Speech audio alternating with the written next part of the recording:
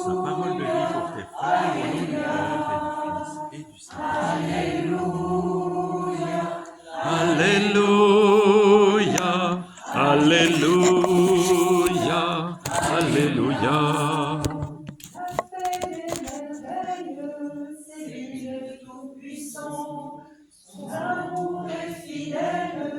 Nous sommes ses enfants, au son de la trompette et tous les instruments, exultez terre entière, laissez jaillir ce chant.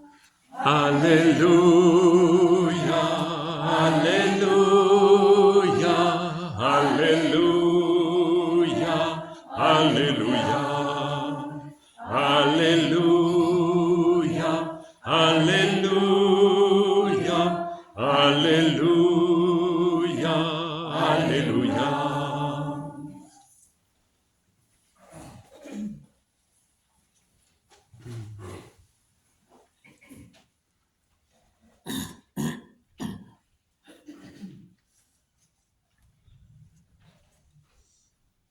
Le Seigneur soit avec vous. Et avec votre esprit. Évangile de Jésus-Christ selon saint Luc. Gloire à toi, Seigneur.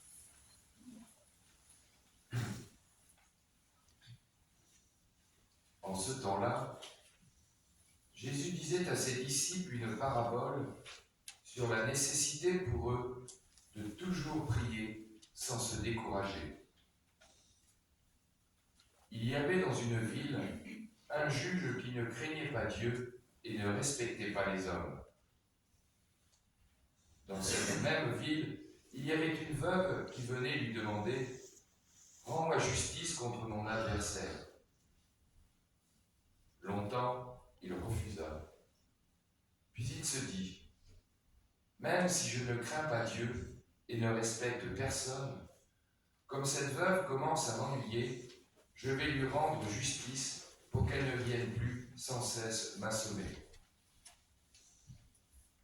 Le Seigneur ajouta « Écoutez bien ce que dit ce juge dépourvu de justice.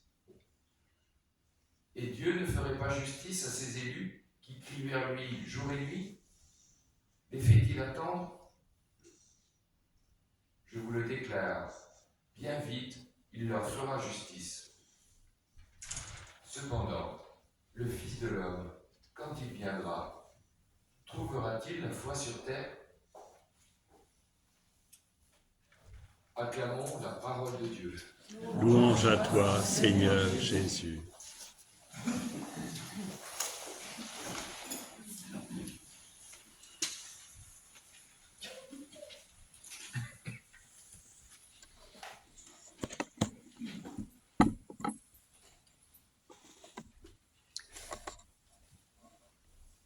Alors de nouveau, je dis ma joie pour l'entrée en catéchuménat aujourd'hui de Margot, Mathilde, Renaud, Steven. Et bientôt, il y aura un deuxième tour pour Abel, Lucas et Emmanuel.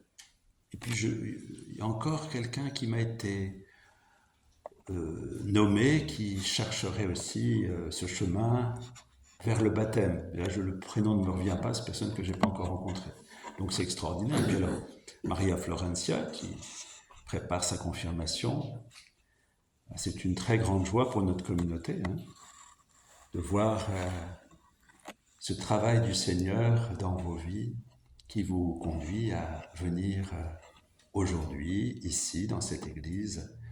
Ça fait déjà pas mal de mois que vous êtes en chemin avec Monique et Jacqueline, mais là aujourd'hui c'est une entrée officielle dans ce chemin qui vous mène au baptême. Et je pensais à ce triptyque qui est derrière nous là, et vous voyez c'est toute l'histoire sainte qui part de l'Ancien Testament, qui est entraînée dans la résurrection et qui devient vie pour nous tous. Et cette histoire sainte, c'est l'histoire de chacun et chacune d'entre nous. Nous sommes en chemin. Nous sommes en chemin. Alors cette parabole d'aujourd'hui, qu'on vient d'entendre, que le Seigneur a donnée là, je vous dis tout de suite que le juge n'est pas un exemple. Vous avez remarqué, il ne respecte ni Dieu, ni ses frères et ses sœurs, donc c'est vraiment pas un bon juge. Normalement, un juge, c'est censé faire justice, c'est pas censé se mépriser un peu tout le monde. Mais ce qui est mis en exergue dans cette parabole par le Christ, c'est que finalement, il est mauvais, c'est un homme mauvais, mais il va être obligé de faire le bien parce que cette femme qui demande justice, eh ben, elle lui casse la tête. C'est ça carrément qu'il a dit. Il faut qu'elle arrête de me casser la tête, moi je voudrais être tranquille. Donc il va craquer et il va faire justice. Et le Christ dit, si cet homme qui est mauvais arrive à faire justice, combien plus Dieu qui n'est que bon, qui n'est qu'amour, qui n'est que paix, va vous faire justice, c'est-à-dire qu'il va faire que les combats que vous menez pour le bien vont mener à la vie. Vous voyez, c'est vraiment un appel du Christ à faire confiance. Et alors je crois que, eh bien, vous qui acceptez de faire ce chemin à l'appel du Seigneur, les uns et les autres, vous avez reçu à un moment une inspiration, une impulsion intérieure par tel ou tel chemin qui fait que vous êtes là aujourd'hui. Bien, le Seigneur vous dit, ayez confiance, appuyez-vous sur moi. Je suis là et ce chemin que vous faites, qui nous rappelle notre chemin à nous tous, chacun et chacune, à tel ou tel moment de notre vie et de nos engagements, eh bien le Seigneur nous dit, vous pouvez avoir confiance, le Père qui est dans lequel je suis, dans la main du Père, eh bien moi vous êtes dans ma main et rien ne pourra vous séparer de cet amour qui est donné. Rien ne pourra vous séparer de cet amour. Ce matin, j'aime bien écouter France Culture, et j'entendais une femme protestante qui est comédienne et qui a pris l'habitude de faire un spectacle où elle lit l'évangile de Marc et elle y réagit. Et à un moment, j'étais frappé parce qu'elle a dit « La prière, c'est le temps ». C'est simple mot. Alors j'ai tout de suite arrêté la radio, j'ai dit « Non, je ne veux pas entendre autre chose, ça me suffit ». La prière, c'est le temps. C'est-à-dire, la prière, c'est accepter de durer dans cette ouverture à l'amour. Quoi qu'il arrive, tenir, s'installer dans cet amour, laisser les mains ouvertes.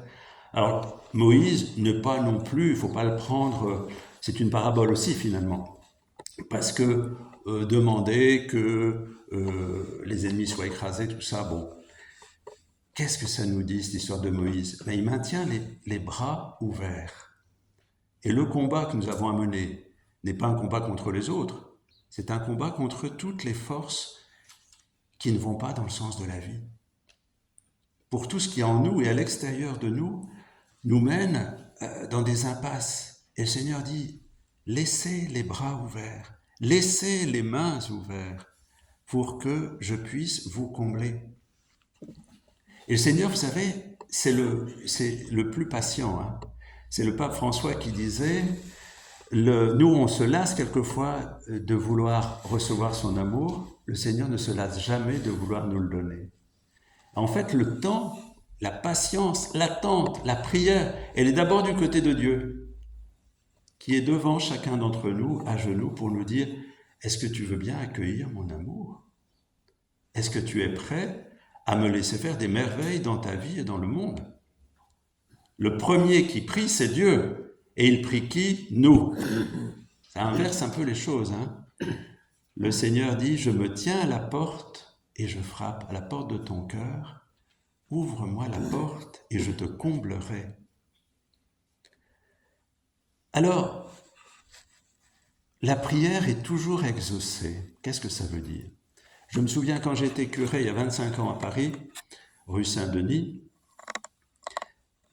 il y avait un groupe qui priait pour la paix en Terre Sainte. On avait lancé un temps de prière tous les vendredis soirs pour la paix en Palestine, en Israël, et pour les chrétiens qui vivent là-bas, et pour tous les êtres qui vivent dans ces terres-là. Et plus on priait, pire c'était.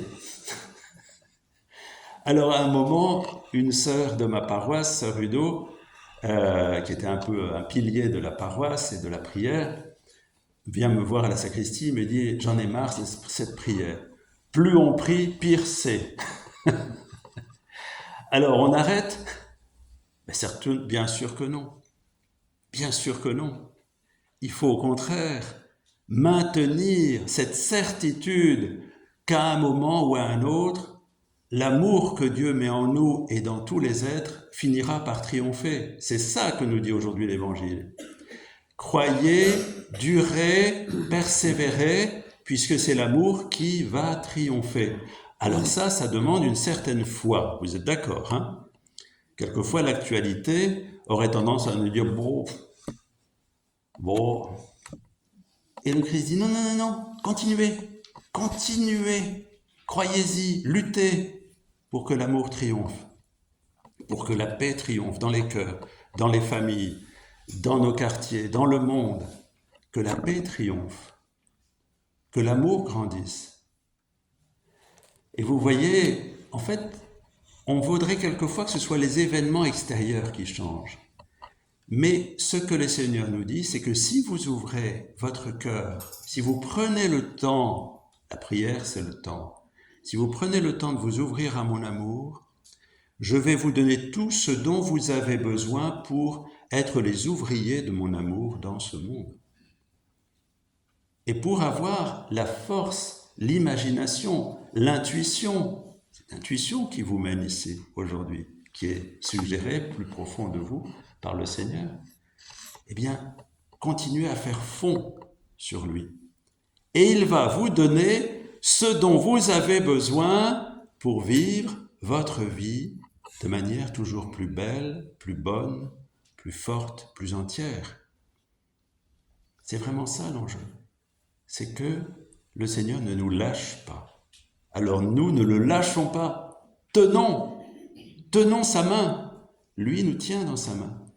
Et à ce moment-là, si nous durons, si nous rentrons dans ce temps de l'amour, l'amour fait son chemin dans notre vie et tout ce que nous sommes devient comme habité de cette lumière et de cet amour.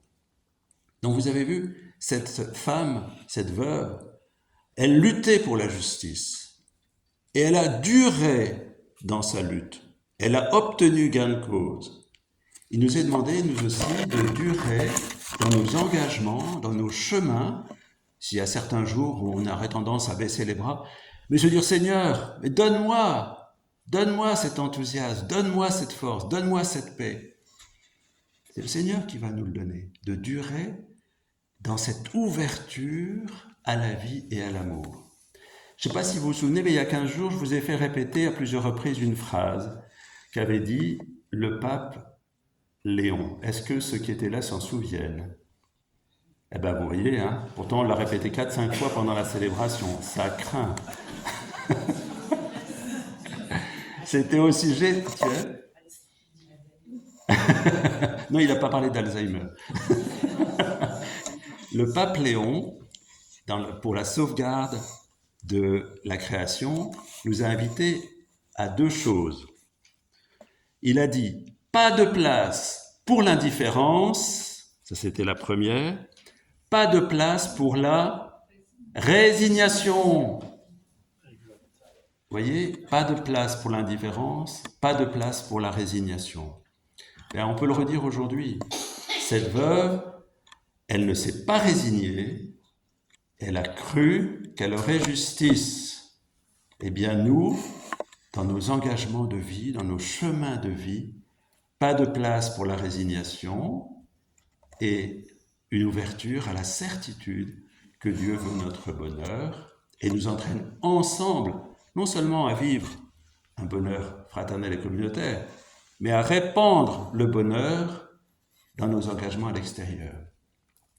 avec le temps. Tout à l'heure, j'ai vu passer, pendant que vous étiez tous assis, vous ne le voyez pas, mais j'ai vu une calèche passer avec des gens dedans et tirée par 2 chevaux. Et je me suis dit, le temps de Dieu n'est pas notre temps. Vous voyez, nous, on va toujours très vite, réseaux sociaux, on court tout le temps. Tout à l'heure, Fernande a dit, vous avez l'air un peu agité. Elle m'a dit ça avant. J'ai dit, oui, c'est vrai, parce qu'il faut que tout se passe bien. Mais ayons confiance, vous voyez, ça se passe bien. Merci Fernande pour ce conseil. Alors prenons la calèche de Dieu qui nous entraîne à la vie.